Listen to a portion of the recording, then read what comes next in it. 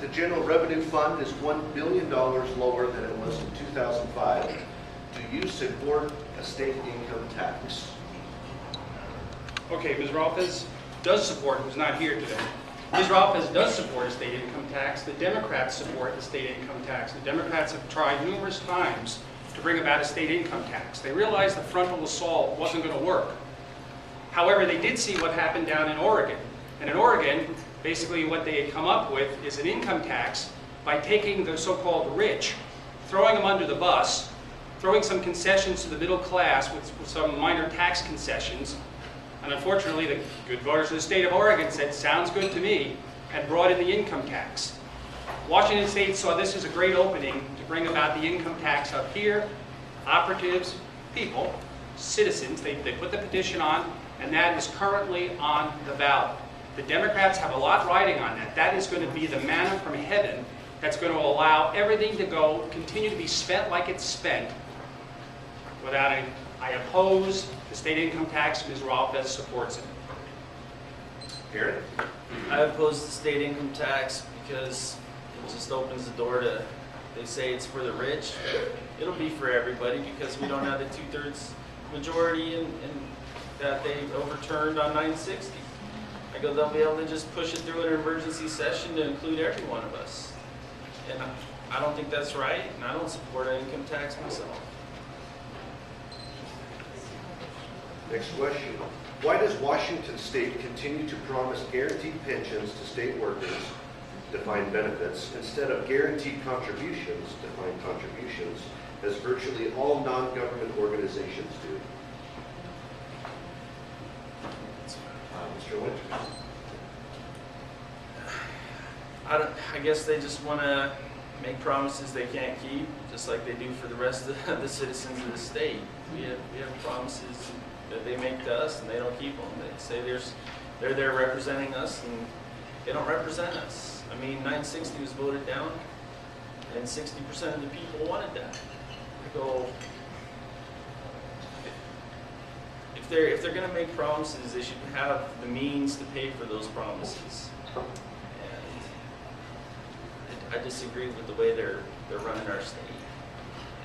So, I guess that's about it. James? Okay. Well, for state, one of the reasons is for state workers. And by the way, there were 110,000 state workers. Average compensation package in the range of $100,000 a person. So that's a sweet deal. The only growth industry that we're seeing locally is government. My opponent, who's not here, has told me at 2 other occasions that government has whittled down some of the employment around the edges. They had to furlough some people, and it was really heart-wrenching, and they really did a good job. That's flat out not true. The government trend line on employment and compensation has gone up. Specifically to the question as far as the unfunded, the defined contributions.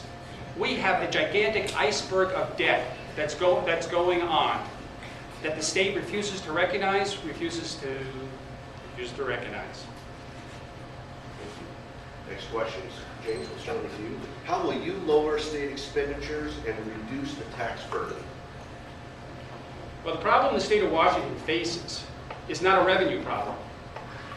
Ms. Rolfes and the Democrats believe the key issue is they're not getting enough money in. Yes, and true, in the recession that we're in, the amount of money that the state is receiving in as fees and whatnot are down. But the answer is not to say what steps can we do to buck up recessionary causing taxes.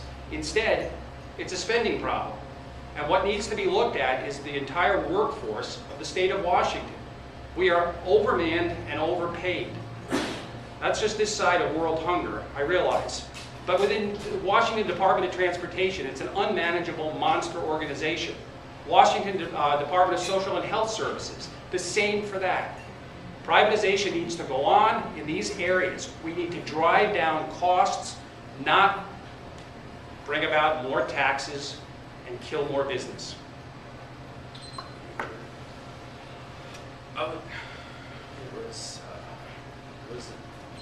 How will you lower state expenditures and reduce the tax burden? I would at a minimum decrease expenses by 20%. They asked the military to do that and they complied, and they didn't have a loss of jobs or layoffs created because of that. They just cut corners in spending elsewhere. We should privatize information technology for our state, privatize the liquor system. There's no reason why the state needs to have employees being paid by generating revenue just to pay their own salaries. Privatize the print shop. There's a lot of businesses out there that do printing that can do it for cheaper. I mean, you can go to Costco and get printing done, and that saves a ton of money. It just seems like if they tighten the belt and stop spending our money, it'll go to better use.